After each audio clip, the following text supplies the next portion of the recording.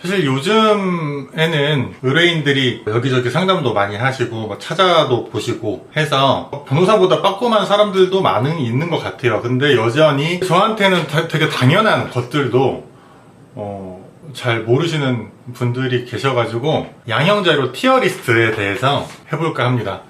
보통은 뭐 S, A, B 이렇게 하는데 저는 이제 세 가지로 나눠서 양형자료가 있고 없고가 하늘과 땅 차이일 정도로 중요한 거랑 그다음에 있으면 도움이 많이 되는 거, 그 다음에 사실 큰 의미는 없는데 그래도 없는 것보단 낫다 하는 거, 이렇게 세 가지로 나눠서 해보겠습니다. 일단은 반성문. 반성문 같은 경우는 어떤 그 차원에서 중요한 거냐면은, 형사 변호사의 가장 큰 역할은 형사사건을 처음 배당받았을 때 이거를 다투는 방향으로 할 것인지 인정하는 방향으로 할 것인지를 정하는 건데, 그 측면에서 반성문이 중요한 거예요. 방향을 잘 잡았다는 측면에서 반성문이 중요하다는 것이고요. 종이 쪼가리 자체가 그렇게 중요한 거는 아닙니다. 근데 말 나온 김에 말씀을 드리면은, 반성문 같은 경우는 이제 내가 뭘 잘못했는지, 그 다음에 피해자한테 어떻게 죄송한 마음을 가지고 있는지, 그 다음에 재범 방지의 의지, 요 세 가지 뼈대를 가지고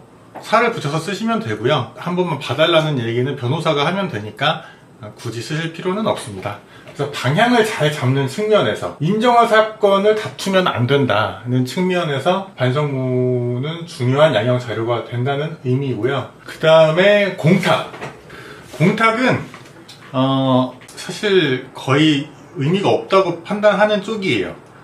공탁은 실제로 그 제도가 생긴 한 2, 3년 전에 처음 생긴 제도인데, 그 초반에 잠깐 빼놓고는 사실 그렇게 막 크게 양형 자료로서 이게 반영이 된다는 느낌을 잘 못 받고요.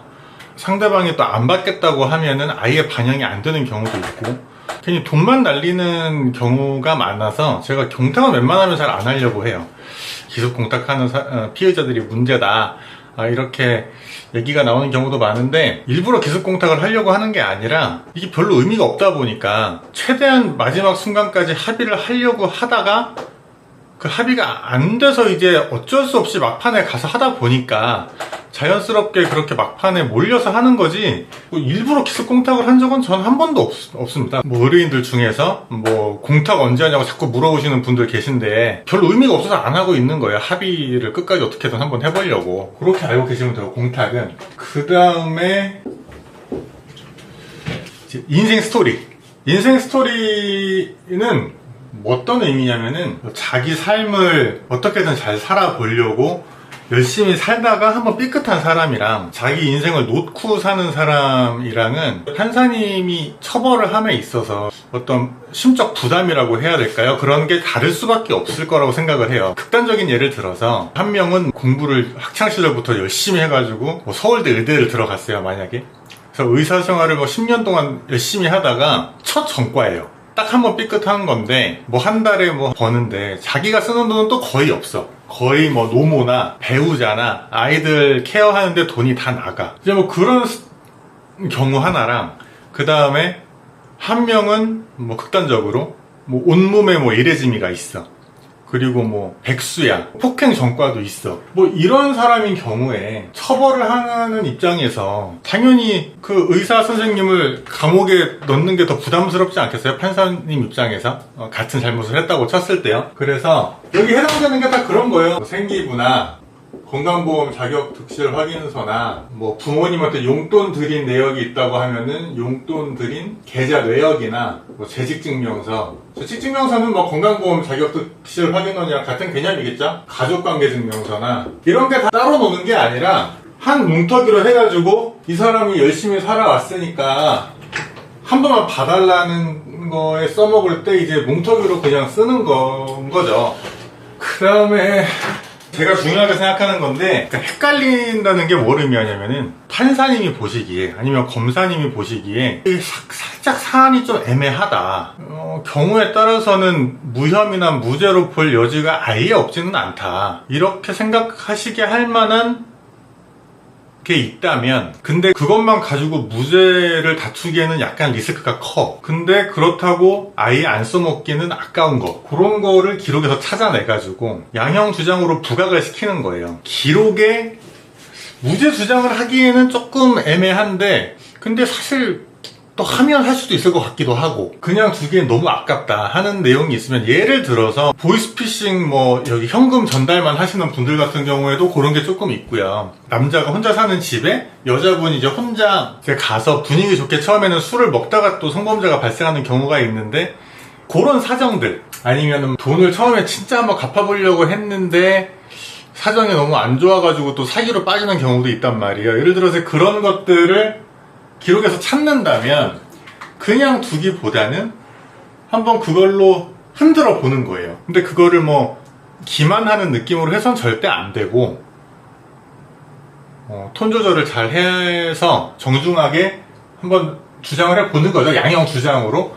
그 다음에 기부나 헌혈이나 봉사활동 같은 거 있잖아요. 이런 거는 별로 의미 없어요. 특히나 사건 발생 이후에 이제 하기 시작한 뭐 헌혈이나 봉사활동 같은 것들은 사실 별로 의미는 없고요. 근데 만약에 사건 발생하기 뭐 한 5년, 10년 전부터 꾸준히 해오기 시작한 봉사활동이나 헌혈 같은 것들은 조금이라도 더 잘 써먹을 측면이 있을 수도 있겠지만은, 사건 발생한 이후에 하기 시작한 것들은 뭐 큰 의미는 없다고 생각하시면 됩니다. 그 다음에 제가 지금 그 영상이 유튜브에 올렸던 게 갑자기 자기 마음대로 지워져가지고 지금 뒷부분만 새로 찍고 있거든요. 그래서 조금 양해해 주시기 바랍니다. 지금 제가 간해수공업으로 하는 거여가지고 칠판을 다시 갖다 놓기가 좀 어려워서 여기다가 이렇게 보여드릴게요. 다음은 탄원서인데요. 탄원서도 이제 그냥 없는 것보다는 나은 수준 정도로 이해하시면 됩니다. 친어머니나 뭐 아버지의 탄원서를 많이 봤는데, 이제 내용은 뭐 그동안 잘 자라왔던 자식이 갑자기 이렇게 큰 잘못을 할지는 상상도 못했는데 앞으로 옆에서 잘 끼고 챙기겠다, 이런 내용으로 작성하시면 되는데요. 없는 것보다는 낫지만은 뭐 파괴적인 영향을 미치는 그런 양형 재료로 보기는 조금 어렵습니다. 그 다음에는 이제 진료 기록인데요. 이거는 뭐 매번 하는 건 아니고요. 이제 제가 사건의 성격상 병원을 한번 가셔야 되겠다라고 생각이 드는 경우에는 이제 근처에 정신과를 찾아가서 사건에 대해서 의사 선생님에게 진솔하게 털어놓고 오랜 기간 다니라고 얘기를 드릴 때가 있거든요. 예를 들어서 6개월에서 한 1년 정도 꾸준히 다니시고 계속 내원한 기록은 진료 확인서를 통해서 확인할 수가 있고요. 열심히 병원을 다녀가지고 차도가 있다, 재범의 위험성이 조금 없는 것 같다, 이런 소견서를 이제 막판에 의사 선생님께서 전문적인 판단 하에 적어주신다면은 그것은 도움이 될 때가 좀 있어요. 실제로. 특히나 이제 예를 들어서 합의할 사람이 없는 사건이라거나, 아니면은 합의할 사람이 있는데 뭐 합의가 도저히 안 될 것 같다거나, 이럴 때 나름대로 의미를 발휘하는 양형 자료라고 생각합니다. 그래서 진료 기록은 도움 많이 될 거야, 이 부분에 해당한다고 보시면 되고, 끝으로 가장 중요한 합의입니다. 합의 같은 경우는 이제 인정 사건에 있어서 전부라고 해도 과언이 아니고요. 뭐 사실적신 명예훼손이나 폭행 같은 경우에는 합의만 하면 아예 없어져 버리기도 하고, 정말 큰 처벌을 받는 잘못을 했다고 하더라도 합의가 어느 정도 금액 이상으로 되면은 3년에 5년 꽉 채워서 집행유예가 나오기도 합니다. 그래서 제가 항상 말씀드리는 게, 사건 초반부터 돈을 모아두셔라. 한 달에 뭐 80이라도. 왜냐하면 사건 초반부터 1심 재판이 끝날 때까지는 그래도 한 1년 정도 시간이 있을 수 있으니까, 그 사이에 80씩만 모아도 거의 1,000만 원이니까 그렇게 합의를 위해서 돈을 계속 모아야 되고, 그리고 저는 이렇게 계속 부탁할 수는 없기 때문에 시간을 가지고 계속 정중하게 요청을 한번 드려보고, 이제 하는 방식으로 합의는 진행되고요. 그 다음에 간혹 가다가 수사 단계에서, 그러니까 수사 단계에서 합의가 되는 게 제일 좋거든요. 그런데 피해자분들께서 민사로 갔을 때 받을 수 있는 돈의 한 두세 배를 원하시는 경우가 많아요. 그러니까 피해자분들이 받고 싶어 하는 금액이랑 피의자들이 주려고 하는 금액이 갭이 크다고요. 근데 이거 돈 몇백 아끼려고 너무 계산적으로 할 필요는 없다는 얘기를 드리고 싶어요. 왜냐하면 이런 얘기해서 사실 저한테 좋을 건 없는데 합의가 만약에 되잖아요. 인정사건에서. 그러면 사실 1심 재판에서 변호사가 없어도 그만이에요. 약간 거칠게 얘기해서. 근데 1심 변호사 비용이 한 550 정도, 440 뭐 이 정도 하니까 적어봐야. 그래서 한 그 정도 금액은 더 주고 수사 단계에서 빨리 합의를 해버리는 것도 나쁘지 않다. 피해자가 뭐 싫다고 하면 방법이 없지만은. 그래서 너무 계산적으로 하지 말고 빨리 합의를 하는 게 좋다. 그러니까 수사 단계 끝나기 전에, 그 다음에 이제 항소심, 2심 재판 끝나기 전에까지는 아무리 늦어도 해야 되고, 이제 그렇게 생각하시면 됩니다. 이전에 올렸다가, 어, 갑자기 이게 지워져 버려가지고, 다시, 어, 찍어가지고 올리는 거니까, 네, 도움이 되셨으면 좋겠습니다.